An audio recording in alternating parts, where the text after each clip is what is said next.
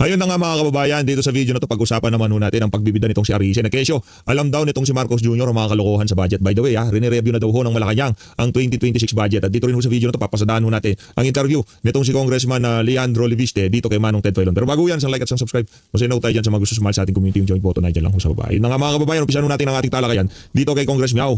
Meron ho kasi siyang banat dito kay Congressman Leviste. Sabi kasi nitong si Congressman Leviste, mga congressman daw ay nakatanggap ng tag 2 milyong pang Noche Buena sa pamunuan ng House of Representatives. Ito ang sabi nitong si Congressman, mali si Congressman Leviste. Hindi lahat ng congressman may 2 million Christmas bonus.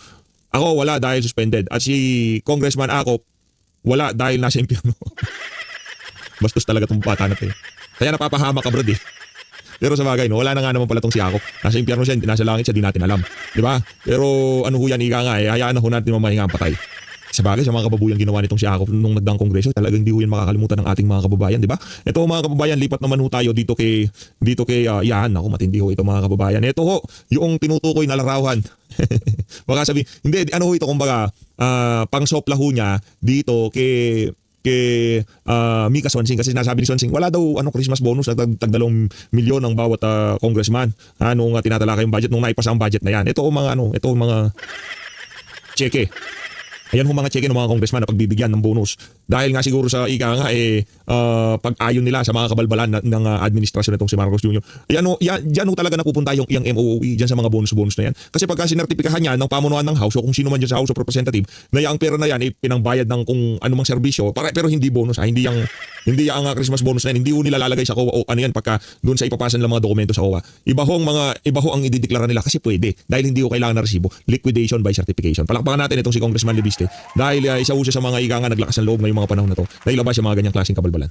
Salamat din po Ito, lipat na ho tayo dito kay ito na nga ho ba sinasabi natin? Kung anong klaseng pagre-review ang ginagawa nitong si Ajik ngayong mga panahon na to para sa 2026 budget. O hindi ho natin alam, baka yung ginawa ho niyang pagre-review dito sa 2025 budget na kung saan ibinibida niya, na binasa daw ho niya yung 4,000 pages ng GAA at wala daw ho siyang nakitang bangko. Gayong hindi naman ang GAA ang sinasabi na mayroong blanko. Ang sinasabing maraming blanko yung BICAM report na kung saan hindi ho pinirmahan ng mga karamihan ng mga senador nung nagdaang taon. At dito naman sa isa na to, nire-review na daw ni BBM ang 2026 budget. Ay sa bagay, no, baka hinahanap niya yung kanyang pagkakakitaan dito sa budget na to. Titingnan niya nakapasok ba yung mga allocation para dito sa particular na na to, o yung aking confidential and intelligence fund nandito ba yan, di ba? Kasi yung itong confi fund nitong unggoy na to sinusuksok din ho sa brown envelope yan. Wala hong laman yan, ika nga, wala hong makakapagbukas niyan yung envelope na yan kung saan man ginamit nitong si Marcos Jr. ang kanyang confidential and intelligence fund. Rekta ho tayo dito kay Congressman Irice kaugnay sa pagbanat niya dito kay Marcos Jr. na alam nitong si Bangag ang kalokohan sa bawat budget mula nung pumasok siya bilang presidente. Game. Alam ng BBM lahat yan, naniniwala ako. From 2023, 300 billion yung nawala. 2024, 500 billion. 2025, 400. Hindi sila umaksyon.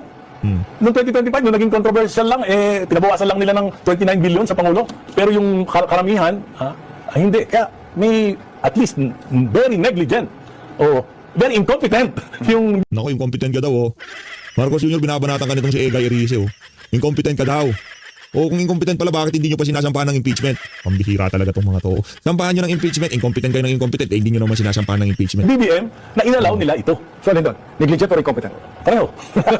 Pambihira. Yun, maliwanag pa ho sa sikat ng araw, hindi ho sa atin ang galing yan. Ang galing ho yan kay Congressman Edgar Erice. Rumekta naman ho tayo dito. Naku, ito'y matindi ho dito mga kababayan. Bago ho tayo magtungo dito kay Congressman Leandro Leviste, pasadaan muna natin na mabilisan. Itong ulat ng GMA News, kaugnay doon sa isiniwalat nitong si Congressman Leviste na Christmas bonus para sa mga congressman. Nandiyan sa baba yung mga cheque at ito naman ho ang ulat ng GMA News. Meron unang makukuhang 2 milyong pisong Christmas bonus ang ilang kongresista ayon kay Congressman Leandro Leviste. Sagot dyan ng isang mambabatas, hindi ito Christmas bonus. Ang kanyang paliwanag sa pagtutok ni Jonathan Andan. Ngayong linggo na raw pwedeng i-pick up ng ilang kongresista ang umano'y Christmas bonus nila na tig 2 milyong pisong cash. Ayon yan kay Batangas 1st District Representative Leandro Leviste. Meron 2 million pesos cash na pwedeng i-pick up ng mga congressman ngayong linggong ito. At baka yung iba, mas mataas. Baka yung iba, for whatever reason, hindi binibigyan. Hindi ko po alam kasi hindi ko po kinukuha yung akin. Pero mabuti po na malaman ng publiko, may ganitong klaseng mga bonus. Pero itinanggihan ni Deputy Speaker Congressman Ronaldo Puno. It's not a Christmas bonus. Yan si Puno, busog na yan. Punong-puno na ang pitaka niyan. Putong-puno na ang bulsa niyan si Congressman Puno. Nakita niyo naman kung paano siya magpakaaso kay Martin Romualdez. Ganito ho yung ika nga criteria para maging aso ka ni Martin Romualdez. Yung ginagawa nitong si Puno, ganyan na ganyan ho mga kababayan. Kung kaya niyong gawin yung pagpapakaasong ginagawa na ni Puno at yung credential niyo pasok naman para ipagtanggol niyo si Martin Romualdez, talagang ika nga mapupuno ng cheque ang mga bulsa niyo. Di ba, Congressman Puno? It is an additional funding for your Christmas requirements in your district. Mag-Christmas party ka sa mga barangay captain mo, mag-health, ano ka, Yan ako, kita niyo mga kababayan ha. Pati yung Christmas party nito mga unggoy na to, sumisweldo na nga sila. Pati yung Christmas party ng mga barangay captain nila, mga mayor nila. Itong si Congressman Pat, tumatrabaho, palakpakan ho natin. Di ba? Wala na nga kayong nagdi-deliver na magandang serbisyo sa sambayan ng Pilipino. Pati kapritswan nyo na Christmas party, kami pa pinapagastos nyo. Mga hinayupak talaga ito. activity ka. People are expecting the congressman to show up in their district and help them. Naka-record lahat yan, di ba? May COA dyan. O, kung nagwawalang yaan dyan, di siguro malalaman naman yan. Hindi malalaman yan. Itong naman si Congressman Puno. Kung nagkakawalang yan daw, malalaman naman dyan. Anak ng toka, nangyari na ang nangyari. Umabot na tayo sa punto na kung saan meron na nagpatiwakal na DPWH secretary, undersecretary. Yung small committee, yung record ng small committee hindi pa rin lumalabas mapahanggang sa ngayong mga panahon na ito. Malalaman to talaga si Puno. Nilinaw naman ni Leviste na ang di umano'y bonus sa ilang kongresista ay bahagi ng pondo sa MOOE o Maintenance and Other Operating Expenses. Kada buwan, humigit kumulang raw 1 milyong piso ang natatanggap ng bawat kongresista sa MOOE. Ang lumalabas po, ang isang representante ay may 20 million pesos of MOOE at sweldo kada taon. Yung sinasabi niyan 20 million a year. Majority. Hindi, sa akin, siguro mga 20 million a year. Wala pa naman ako 1 year, pero kung yung natatanggap ko every month, siguro mga aabutin yan, 20 million a year. Pero ang ginagasta ko para sa district ko, district office, I'm paying district fees. Ang sweldo ng mga tao ko doon sa district, 600,000 a month, lahat ng mga kailangan. Grabe, no? 600,000 a month. Gastos ng mga tao nitong si Congressman Egay Erice sa kanyang distrito. Palakpakan. Kumusta kaya ang distrito nitong si Egay Erice, di ba? Napakaraming kabalbalan ho talaga dyan sa House of Representatives. Kaya kailangan mabuwag na yung na yan. Ano, supplies, kulang pa yun. Ang punto ko po ay hindi na mali ito. Pero Kulang pa yun. Dagdagan nyo yung kay Egay Erice. dapat may transparency. Sabi rin ni Leviste, noong Oktubre raw 1.5 million pesos ang ibinigay sa araw ng pagboto para sa budget. Bagay na mariing itinanggi ni House Appropriations Committee Chairperson Micaela Swansing. I vehemently deny that statement. Ngiti pa lang ni Swansing alam na di ba? Ngiti pa lang ni Swansing alam na.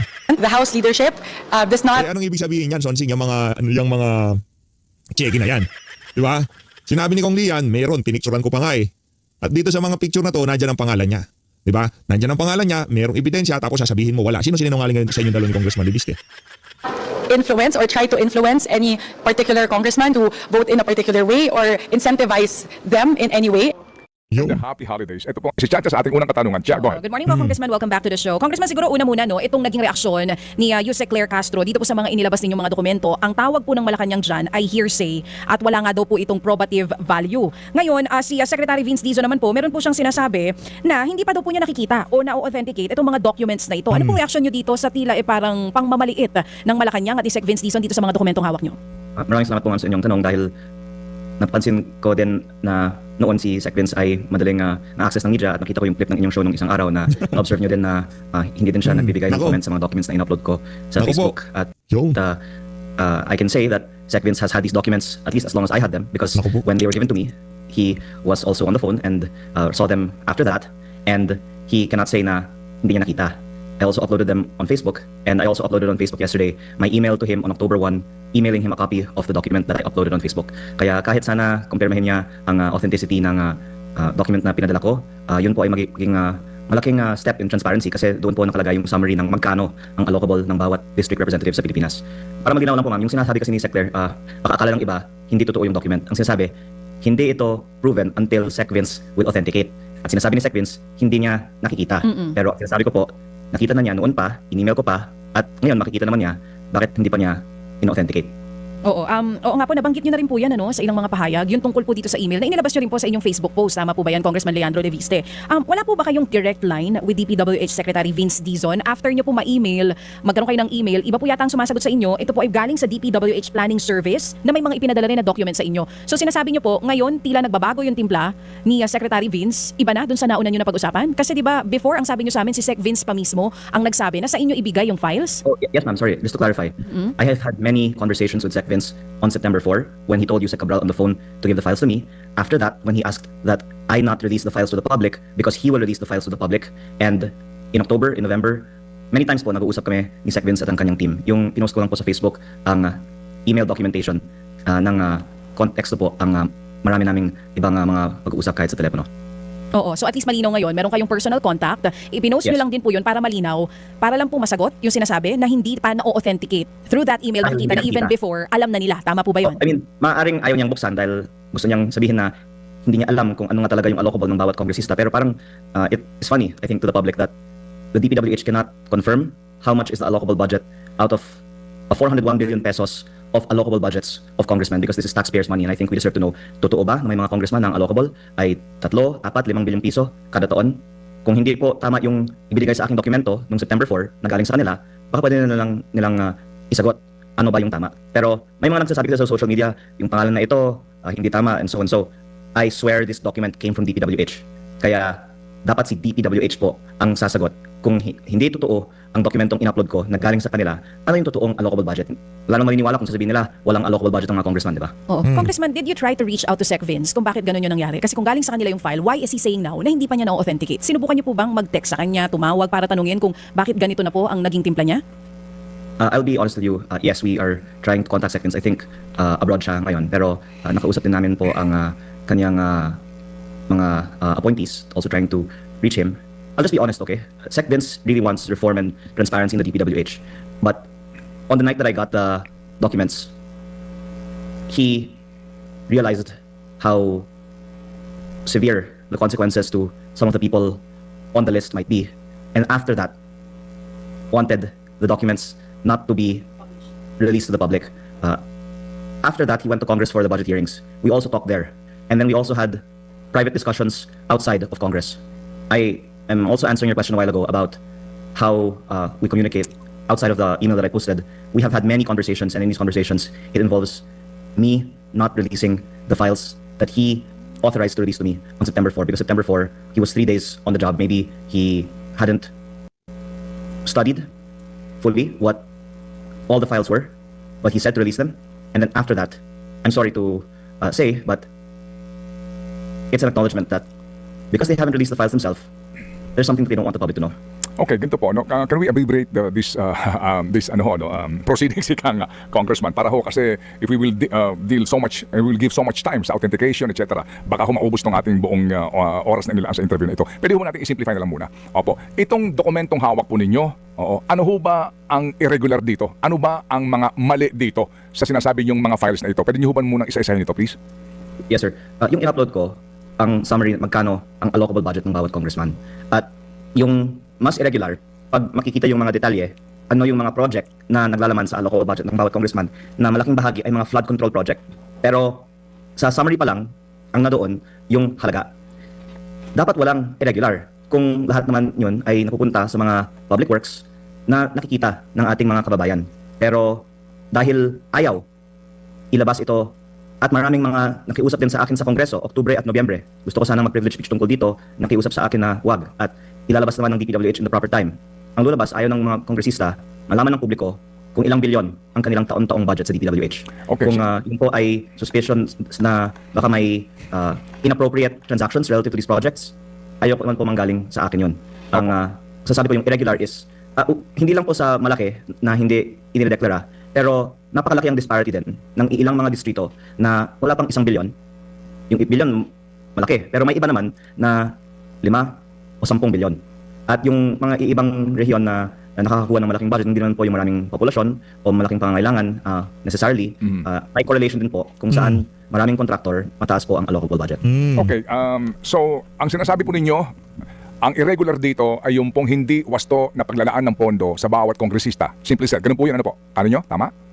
Yung lack of transparency Okay. na ayaw nila itong malaman at ito naman po ay dapat public information. At pangalawa, mas irregular pag malaman natin ang mga detalye na malaking bahagi po nito ay mga flood control projects. Baka kasama dito yung mga ghost at substandard na ngayon iniimbestigahan Opo. na hindi alam ng ombudsman sino ang nagpapondo kung hindi nila tignan ng listahan. Okay, sige po. So ihiwalay natin itong kaninyong mga allocables sa mga congressman. Yung pong sinasabi na leadership fund o ito pong mga allocables sa mga hindi naman miyembro ng kongreso o mga cabinet secretaries. Pwede niyo ho bang ibuhos na ito ngayon, itong mga informasyon na ito? Sino-sino ho ba ang meron doon? Salamat sir sa inyong tanong, pero ako po ay nag-post din sa Facebook na nais kong magbigay ng privilege speech mamayang hapon tungkol dito kung papayagan ako ng Kongreso. Dahil ayaw kong sabihin ng iba na hindi ako dumadaan sa tamang proseso. I hope they can see, pinakita ko ito sa ICI Ombudsman noong Nobyembre at nanawagan ako at the time na gawing state witness si Yusek Cabral. Ngayon naman po gusto kong privilege speech for the nth time sa Kongreso at baka kung hindi ako papayagan, that's when I can say I've tried that channel, I can go into the next. Pero si Senator Ping Lacson ay may ibinunyag naman na din po at pati ang ibang media outlet. At ang interesting fact is, iba yung source nila ng file. Hindi naman po yun galing sa akin. Pero tugma ang sinasabi nila sa nasa file ko. Okay. Yun ay patunay na authentic ang mga files namin. Sige, sino pong pumipigil sa inyo, Congressman, nung una pa ho na ito ilantad sa publiko? At ngayon ho ba may pipigil sa inyo kung sakasakali po sa inyong binabalak na privilege speech? Ang Kongreso po ay collegial body at kung sabi ng maraming mga kasamahan ko na hindi dapat ito talakayin sa floor, then hindi po ako bibigyan ng pagkakataon. Kaya ayoko naman pong itukoy isang tao lang dahil nakikita naman natin sa Facebook ang reaction sa buong bansa. Ang mga mamayan ay sorpresa na ganitong kalaki palang mga allocable budgets. Kaya baka ayaw po ng marami na mas i-detalye ko pa ito. Okay. Sir, dito po sa inyong sinasabi no, na inyong privilege speech mamaya, dito po ilalahad nyo na ang mga pangalan noong mga cabinet secretaries, mga undersecretaries na nabigyan po ng DPWH allocation sa 2025 budget? Thank you sir for asking. Ilalahad ko yung pinakamataas. Pinakamataas lang. Ilan sila? Sir, 17,000 po kasi ang mga line items sa spreadsheet. At ang naisip ko po, dahil may mga speculation din po tungkol dito, nararapat lang na maging accurate ang mga reports. Nais ko lang pong linawin ang mga subject for speculation na tungkol sa pinakamataas na proponent sa 2025 DPWH net. Opo, pinakamataas. Ilan po sila? May acronym po, kaya hindi ko masasabi ilang individual ito. Babahagi ko lang po yung acronym. Opo. Acronym po ng ilang tao? Okay, sasabihin ko na po, sa BNC for the last night, may report tungkol sa ito. At actually si Senping nga ay nagsabi din na meron ngang 8B. Ang lumabas sa BNC, ang 8B ay para sa ES at SAP. At meron pang kulang sa nakasulat sa listahan na meron marami sa atin na makakumpirma na hindi lang ES-SAP ang nakasulat sa 8B. Okay, so sa 8 billion po, hindi isang tao lang ito. Naghati-hati sila dito sa 8 billion allocation. Ganun po ba yung Grabe, Congressman? milyon, no? Alam niyo Sir Ted, yung tanong niyo po ay talagang napakahalaga at dapat ito nga talaga yung magiging subject ng mga Senate and House investigations para malaman sino ba talaga yung nakinabang sa 8B. Opo. Napakabigat po na detalye po ito sa inyong show dahil dapat ito nga talaga yung tinatalakay sa Kongreso. Opo, so... Pero kung papayagan ko ng Kongreso mamaya, i-detalye ko po ang nakalagay sa files without reaching any conclusions para lang malaman sa publiko anong nakasulat sa file ko at yung file na hawak din ng ibang mga tao sa gobyerno. Nako. Si Sec Vince po ay may kopya nito. Nasa DPWH. Ibigay ito sa ombudsman. Opo. At may nag-leak sa bilyonaryo at may kopya din. Opo. Sabi ni Senping, meron siyang kopya na galing po sa abogado ni Yumaong Yusek Cabral. Opo. At I believe pareho po ang nakasulat sa lahat ng aming mga kopya. Okay. Kung kayo po'y pipigilan ng Kamara na mag-privilege speech mamaya sa bagay na ito, inyong hubang kopya ng inyong pinaghandaan ng privilege speech ay inyong sa publiko? Sir Ted, una hindi ko pa pinanalyze kasi I'm just reacting to recent events po. So I would say though that I believe eventually the contents of the full list will be disclosed because marami pong mga may kopya na ito. At mas maganda nga hindi man galing sa akin dahil pag galing sa akin, baka question din pa. Pag galing sa mas senior sa atin, may kopya din, o pati sa media na nag-verify ng mga contents, baka mas paniniwalaan. And for the sake of the public's right to know, we wanted to not be doubted because I can say I did not invent this. This is in the file that so many of us have a copy of. Opo. Meron pong mga pumupula sa inyo, Congressman, meron pong pumapansin sa inyo pong paghahayag na ito kasi ang obserbasyon ng iba, chap-chap, by installment ang inyong informasyon magmula nung una. Na may mga nagdududa sa inyong agenda. With all due respect, maganda po ito masagot po ninyo, na bakit hindi isang baksak lang itong inyong sinasabi, isang buhos na lang ito ng informasyon o pag-post sa inyo pong Facebook, bakit daw po inot-inot, bakit daw po hindi kabuuan? Ano ba daw ang dahilan ninyo, Congressman? Opo, I guess you can compare this, Sir Ted, sa iba na may kopya din naman ng mga sinasabi ko na wala naman nilalabas. Mahirap po kasi na maglabas ng ganitong klaseng informasyon kaya sinasabi ko yung sa tingin ko ang maaari kong sabihin na hindi ako patatahimikin. Di ba po? Kaya baka kung kaagad kong sinabi na lahat ng mga pangalan nito ay nasa listahan nito, baka wala na ako dito sa inyong show. Di ba, sir? At again, I would say that it's really better that others who have this copy be the one to speak about it. So it's not being questioned that it's coming from me. And if I can also point out, yung PCIJ report ng November, isa sa mga source doon ay ako. Kaya hindi lang po yung mga pinapahayag ko sa mga shows galing sa akin, ang galing sa akin, yung sa tingin ko mas magiging acceptable na galing sa media outlets, binibigay ko din po para malaman ng publiko. Yun pong sinasabi niyong patatahimikin kayo, ano pong kahulugan nun? Meaning kayo po ay meron pong threat sa inyo pong buhay? Sir Ted, mula nung September 4, ang daming nakiusap sa akin at sa aking ina. At pati na rin kay Sec Vince na huwag ilabas ang mga files na ito. At I know maraming din mga frustrated na hindi inilalabas ni Sec Vince ang lahat ng mga dokumento na ibinigay na niya sa ombudsman. Pero I also heard po na may mga threats din kay Sec Vince. Kaya I hope the public will see that there's a reason na mahirap po na isiwalat lahat nito. Ano po ang sabi po ng inyong mother dito po sa inyong ginagawang ito? Ano po ang kanyang, ano po sinasabi ho niya sa inyo? Mahirap din ho kasi. Walang payo niya bilang isang matagalang politiko ay hindi naman kailangan na gawin lahat ito. At sa Kongreso at sa Senado dapat makisama tayo for practicality. Pero tulad po ng slogan po ni Senate President Pro Tempore Ping Lacson, hindi po ba dapat ang tama ipaglaban at ang mali labanan? Kaya sana hindi mamasamain ang Kongreso kung gusto ko magbigay ng privilege speech mamaya para lang basahin yung nakalagay sa listahan ni Yusek Cabral. Are you saying na kayo pinipigilan po ng inyong ina at sinasabi niya na makisama kayo sa kapwa niyo congressman at huwag niyo ho itong itigil niyo na po itong ginagawa ninyo? Paano po? Hindi ako pinipigilan kasi the fact na ginagawa ko pa, hindi ako napipigilan, di ba? Alam naman po ng mga malapit sa amin na ako po ay nagdesisyon ng independente. Pero yun po ay kanyang payo for my own personal sake. Ang punto ko po ay it would be much more convenient and the cost is not worth the benefit. Pero I just think that it's the right thing to do. And of course, my mom also respects that. I don't want to portray that she does not support this, but of course, she's very worried for me. Opo, she's worried about your safety. Dahil marami pong mga kumakausap sa kanya at hindi sa akin. Kasi kung sa akin, baka papakalanan ko pa sila na silang kumausap sa akin na huwag kong ilabas ang laman ng listahan. Opo, may claim po yung kabila, no? Itong mga nagsasabi na yan daw pong file na yan ay hindi po maayos ang pagkuha ninyo. Yan daw po ay pinilit ninyong kunin. As in, ang sinasabi nila, you barge into the DPWH office at kayo po ay namuwersa para yan pong file na yan ay makuha po ninyo sa file po ni Yusek Cabral. Ayun po ang sinasabi ng iba. Ano po yung masasabi doon? Unang-una po, ang sinasabi ko noon pa, tinawagan ni Sec Vince si Yusek Cabral para ibigay ito sa akin. At maganda kung kaming dalawa ni Sec Vince ay mag-guest sa inyong show at makikita nyo sino yung nagsasabi ng katotohanan. At pangalawa po, ang events na ito is September 4. Tapos noong November, sinabi ko na sa publiko, meron akong listahan nito mula kay Yusek Cabral. Buhay pa si Yusek Cabral.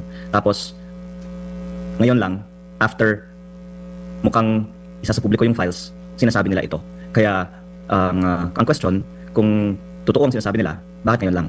At bakit kahit na last Sunday ko pa pinost na ilalabas ko ito kung pahihintulutan ni Sec Vince, bakit ilang araw sila bago sumagot? Okay. Congressman, nailahad po ninyo, no, ang issue dito na yung mga sinasabi na irregular po yung appropriations sa ilang pong kongresista, meron pong allocables ang ilang pong hindi naman po miyembro ng Kongreso.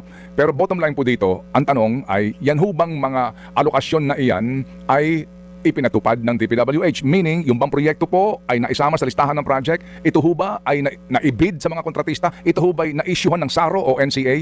Sa inyo pong informasyon, ano po ang nangyari talaga dito po sa mga proyektong ito? Ang galing ng tanong nyo, dapat yan ang tinatalakay sa Kongreso at sa mga public accounts hearings dahil hindi listahan ang conclusive evidence. Ito po ay reference para ma-compare man natin sa ground. Inilabas ang pondo, pero kamusta ang proyekto? At sino yung contractor? At may connection ba siya sa proponent? At imbes na investigahan nito ng Kamara, ang lumalabas po ay ayaw nilang lumabas man lang kahit yung mga pangalan ng mga proponent. Pero sa sarili kong distrito sa Batangas, ito po ang aking inimbestigahan at nakikita ko nga na yung mga pinopose ng dating congressman ng mga proyekto, ang contractor, yung mga kinakapatid niyang mga tao. Tapos yung mga hindi naman malapit sa kanya na mga contractor, nasa listahan ni Yusek Cabral, iba nga yung proponent. Kasama doon ang party list, may senator, pero meron din pong leadership. At meron din pong ibang mga codenames.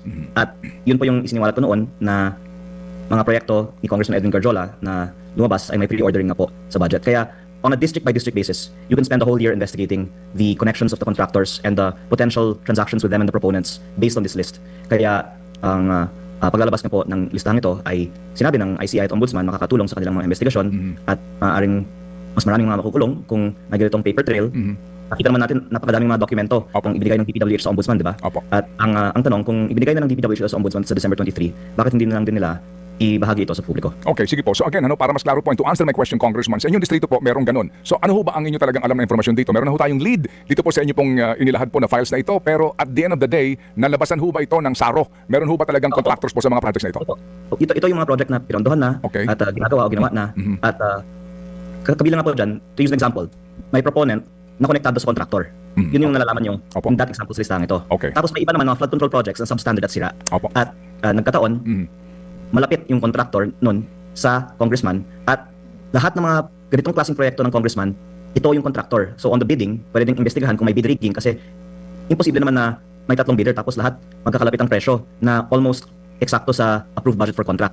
Opo. At multifaceted po ang investigasyon from proponent to bidding to construction. Okay. At yun po ang dapat ginagawa ng Kongreso kung tutunay na gusto nating maimbestigahan ang anomalya sa DPWH. Opo, yan ho bang alokasyon na 8 billion para kay ES o saka kay SAP, SAP na yan? Nabid ba ho yun? Sa aking distrito, ito po ay bagong aking ibabahagi, may 280 million peso solar streetlight na 1,202 piraso. Ang lumalabas po ay parang 230,000 pesos per solar streetlight. Saan galing po Na- yung appropriations? Galing ho ba ito sa aking katanungan? 8 billion po na allocables para doon sa mga sinasabi yung ES o SAP na ito. Meron ho ba doon na i-bid out the project? I guess sir, nakuha nyo na yung isa sa mga sasabihin ko. Ito po ang kasali sa nireport naman na din ng ibang mga estasyon na 8B at ito po ay tunay na proyekto. Nandoon na sa Subo, Batangas ang mga solar street lights. Ang sinasabi ko po ay 230,000 pesos per piece. Grabe. Kaya yan po ay Grabe ho yung mga kababayan. 200, mahigit 200,000 piso kada isang solar 4 times overpriced. O, sige. At ang punto ko kasi binanggit niyo yung dalawang mga acronym, hindi yan yung buong acronym na nakasulat sa listahan. Hindi po ES, SAP lang ang nakasulat. Ano pa po? Sana po papayagan ako ng Kongreso na Mamaya. Sige, okay. Meron na po pahabol na tanong po si Chacha. Go siya, please. Yes po. Congressman, meron din po kayong binabanggit yung biglang pagtaas po ng budget ng Kamara from 17.2 billion pesos to 27.7 billion pesos na sinasabi niyo po lumitaw sa substitute bill ng walang committee hearing o walang paliwanag. So ngayon po ba meron na po bang paliwanag ang mga kasamahan niyo po dito sa 10 bilyong piso na increase sa budget po ninyo? Wala pa po. At thank you for bringing this up kasi ngayong araw ang ratifikasyon ng 2026 budget. At hanggang ngayon, walang debate sa House. Dapat ba natin itaas ang sarili nating budget? Lahat ng ibang mga ahensya dumadaan sa debate. Pero ito, hindi nga lumabas sa committee report, lumabas lang sa dulo nung tapos na ang mga debate na 10.5 billion peso increase. Huwag na natin munang sabihin na hindi dapat ba ibigay ang increase sa Kongreso. Pero kung dapat ibigay, bakit hindi ipinaliwanag at pinaalam sa publiko na itinataas namin ang sarili naming mga benepisyo? Maaari ko po bang ibahagi sa unang beses sa inyong show ang Sige laman po, sige ng mga po. benepisyo ito? Sige lang, sir. Ganito po kasi, ma'am. Sa 27.7 billion pesos proposed 2026 budget ng House of Representatives, meron pong 18.58 billion pesos na MOOE. Kasama po dito ang mga ibang operating expenses ng House, pero malaking bahagi dito yung mga cash na ibibigay direkta sa mga congressman na ang liquidation is by certification.